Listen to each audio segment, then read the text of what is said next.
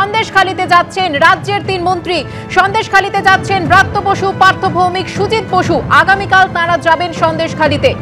কথা বলবো আমাদের প্রতিনিধি সমীরণ পালের সঙ্গে। সমীরণ, হ্যাঁ দেখো, যেটা জানা যাচ্ছে সন্দেশখালী তৃণমূল বিধায়ক সুকুমার মাহাতো জানাচ্ছেন যে আগামীকাল দুপুর 1টায় সন্দেশখালী 1 নম্বর ব্লক, যেটা নেজার থানার অন্তর্গত, যেখানে কোনো জায়গাতেই 144 ধারা জারি করা নেই, সেরকম একটা জায়গা বেছে নেওয়া হয়েছে শেয়ারা বাজার। সেই শেয়ারা বাজারে আগামীকাল রাজ্যের 3 মন্ত্রী থাকবেন, পার্থ ভৌমিক, ব্রাত্য বসু এবং সুজিত বসু, এবং তারা গিয়ে গ্রামবাসীদের সাথে কথা বলবেন। সেখানে একটা জায়গায় গ্রামবাসীদেরকে ডাকা হচ্ছে যাদের কোনো কি অভিযোগ, অর্থাৎ তৃণমূলের তরফ থেকে ক্ষোভ প্রশমনের জন্য গ্রামবাসীদের সঙ্গে সরাসরি যোগাযোগ। তুমি যেমন কিছুক্ষণ আগে দেখছিলে যে গ্রামে তৃণমূলের 3 জনপ্রতিনিধি গ্রামে ঘুরছেন যে কার কি অভিযোগ, অর্থাৎ কারা টাকা পাননি, তাদের জমি পাট্টা নেই, এই সংক্রান্ত যে প্রতিনিধিত্ব তৃণমূলের তরফ থেকে জনপ্রতিনিধিরা বিভিন্ন সন্দেশখালী পঞ্চায়েতের বিভিন্ন গ্রামে যাচ্ছেন।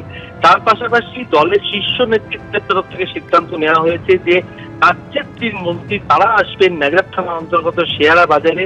সেখানে গিয়ে তারা সাধারণ গ্রামবাসীদের সঙ্গে একটা জায়গায় কথা বলবেন, তাদের অভিযোগ শুনবেন।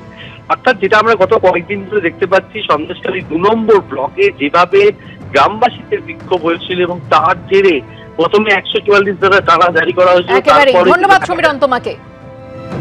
সন্দেশখালীর পরিস্থিতির দিকে নজর রাখতে, পরিস্থিতি খতিয়ে দেখতে রাজ্যের 3 মন্ত্রী আগামীকাল সন্দেশখালীতে যাচ্ছেন ব্রাত্য বসু, পার্থ ভৌমিক এবং সুজিত বসু। তিনিও নিজের ছিলেন, তাদেরকে আমরা সন্ত্রাস ভেবে অ্যাটাক করে রেখেছিলাম, দড়ি টড়ি নিয়ে এসে বাঁধার চেষ্টা করেছিলাম। কিন্তু যখন তারা পরিচয় দিল যে আমরা থানার বড়বাবু, হিঙ্গলগঞ্জের থানার বড়বাবু, সন্দেশখালী থানার বড়বাবু, তখন আমরা আর আইনের লোকের কি আর মানহানি করতে পারি? মানি লোক, তাই আমরা ওঠার জায়গা দিয়েছিলাম।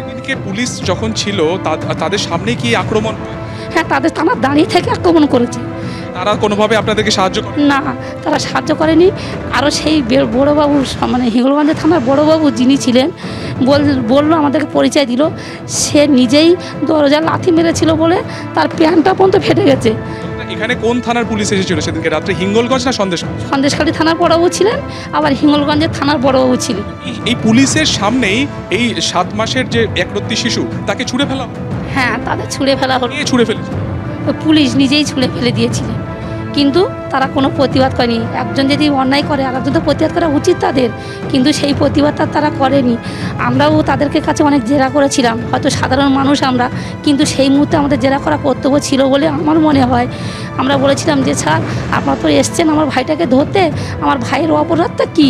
সে কি খুনি, না কোনো মেয়েকে রেপ করেছে, না ওর নামে কোনো কেস আছে?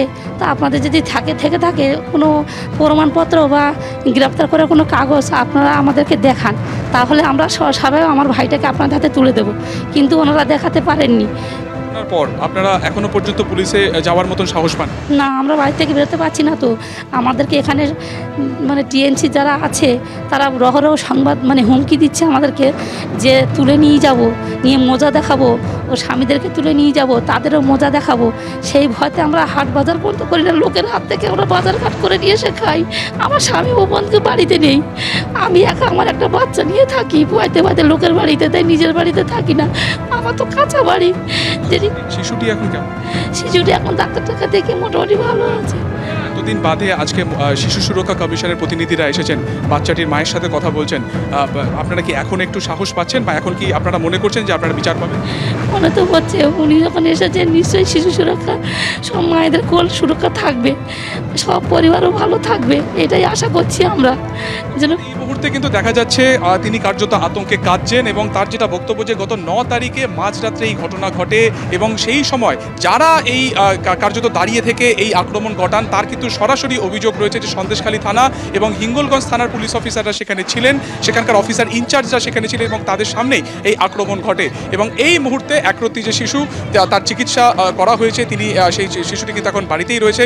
বাচ্চার মায়ের সাথে কিন্তু এই মুহূর্তে রাজ্য শিশু সুরক্ষা কমিশন আধিকারিকেরা কথা বলছেন, কিন্তু এখনও পর্যন্ত এই ভয়ঙ্কর ঘটনার পরে অনেক দিন কেটে গেছে, তারা কিন্তু থানাতে গিয়ে অভিযোগ দায়ের পর্যন্ত করতে পারছেন না। তার কারণ তাদের যেটা বক্তব্য, পরিবারের সদস্য যেটা সরাসরি জানালেন যে সেদিনকে পুলিশের সামনেই গোটা আক্রমণটি ঘটে, এবং যেহেতু পুলিশের সামনে গোটা আক্রমণটি ঘটে, তাই কোথায় তারা যাবেন, কার কাছে তারা অভিযোগ জানাবেন, অর্থাৎ এক কথাতে যথেষ্ট অসহায় কিন্তু এই মুহূর্তে এই পরিবার।